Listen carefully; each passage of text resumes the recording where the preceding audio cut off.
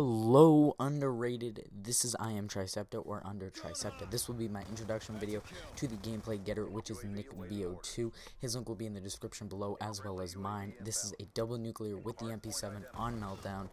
Or not meltdown, overflow, and we're just trying to get these things out of the way. The gameplays, it's not the absolute most impressive, but it's not the worst gameplay in the world either. Nick is a great friend of mine. He's using probably the worst attachment you could ever use in the game, foregrip, but he doesn't care. He's using it anyways.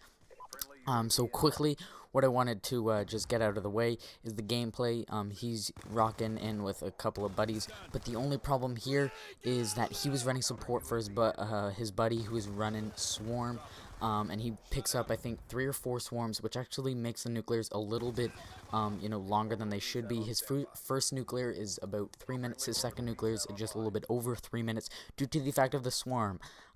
There are points of which where it's, it gets a little boring, it gets a little raw, and then it's fresh, and then it's action-packed, and he just goes absolutely ham. So, I'll get right into the the commentary that I would like to talk to you guys about.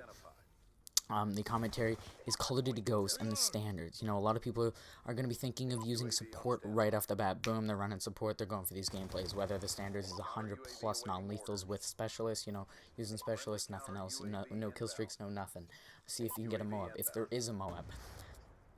But a point that I'd like to get across is, if people start using support already, the game will get ruined. If you think about it, MW3 people really didn't start using support until around summer of that year that MW3 was in its cycle, which was when support got big. People were using support before then, but it didn't really get big. It didn't really have recognition until after then, and that's when it started to get hated on and things like that.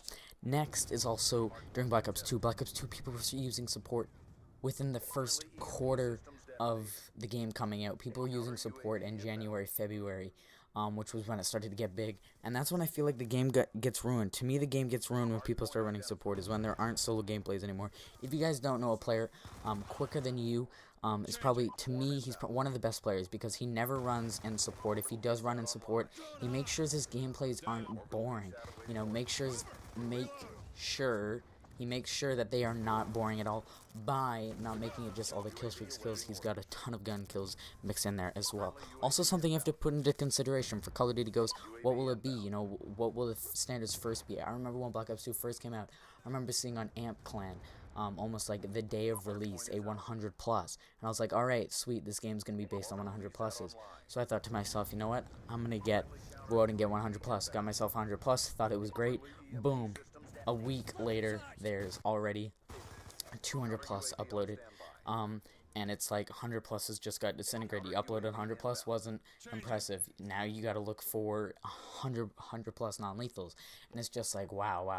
You gotta keep building, and you gotta get better, and you gotta stay up with these standards, which is really hard to do for the average gamer, because if you don't game as much as the other people, because I know a lot of people who after this game will have like 30 or something days played, and it's just like, wow, the time spent on that is just insane. And then after, I guess it kind of leeches in together, is a lot of people, COD Ghosts will kind of, you don't know how the gameplays are going to be set within YouTube, the standards, because if you think about it, there's PS3, Xbox, and then there's the PS4 and the Xbox One. So these standards could be raised, the standards could be lowered. Will it be harder to get gameplays on the PS4 and the Xbox One? Will, for some reason, the PS3 and Xbox 360 be a lot harder then? Will it be easier? You gotta figure that out. You gotta put that into consideration, as it's a new system. So you kind of have to think about it as if it's like PC, there's the, let's say PS3, the Xbox, and then there's these just other 2 consoles that are just being new. It's kind of like the Wii U type of things. You don't know how good these players are going to be. You got to think about, though, the people who are getting the PS4, you got to think that they'd have somewhat of a knowledge of the Call of Duty series, if they're going to be playing Call of Duty on the PS4. So I'd be thinking most people who'd be getting the PS4 and Xbox One who are playing Call of Duty Ghosts would know what they're doing. So I think the easiest consoles to get gameplays would end up being the Xbox 360 and the PS3, just if you ask me. So I think some people might actually revert back to Because if you think about it, when there was reverse boosting and people looked down upon it, people still did it. People still did it. So I think some people might have to go back because, you know, if there's not much of a difference in the games, you know, people say just for Call of Duty Ghosts, I might go back. There, Nick got a 39 gun streak. Nothing too big, nothing too small, just the size of Montreal. I don't know if you guys know that saying. I think it's a bit of a Canadian saying, but hey, whatever.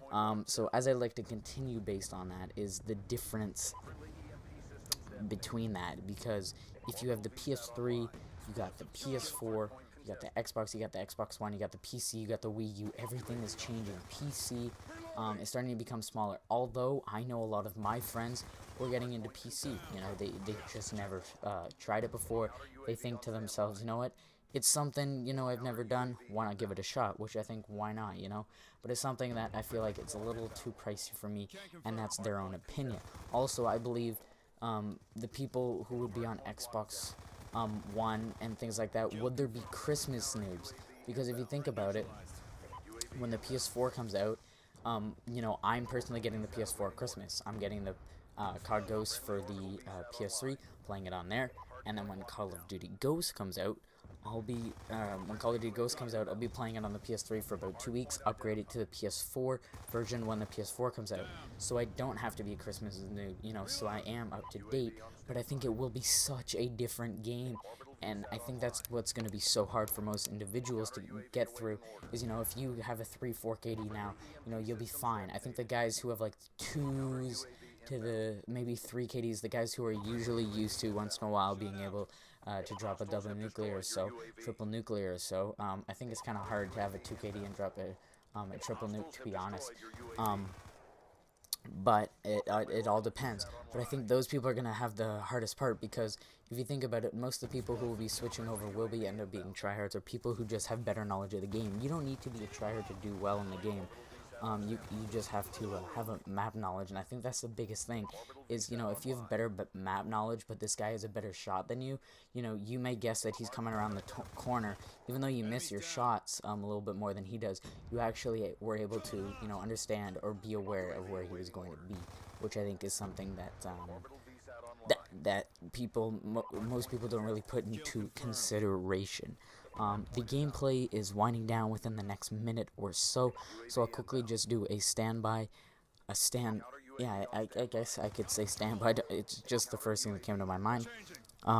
Based on this gameplay and underrated. So hopefully for underrated we can get, you know, a couple of Call of Duty Ghost gameplays, maybe some other gameplays in there, maybe give it some variety.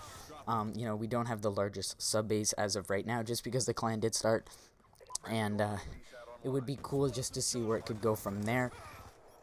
And finally, I'd just like to say, if you guys haven't done so already, check out Underrated. Subscribe if you guys haven't done so already. Look at me and Nick in the description.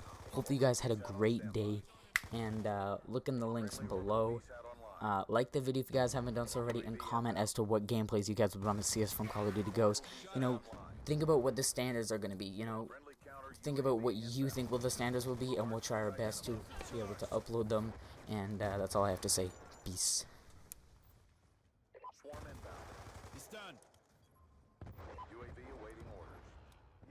Time's almost up. Can't confirm. Down. Friendly UAV inbound. Counter UAV on standby.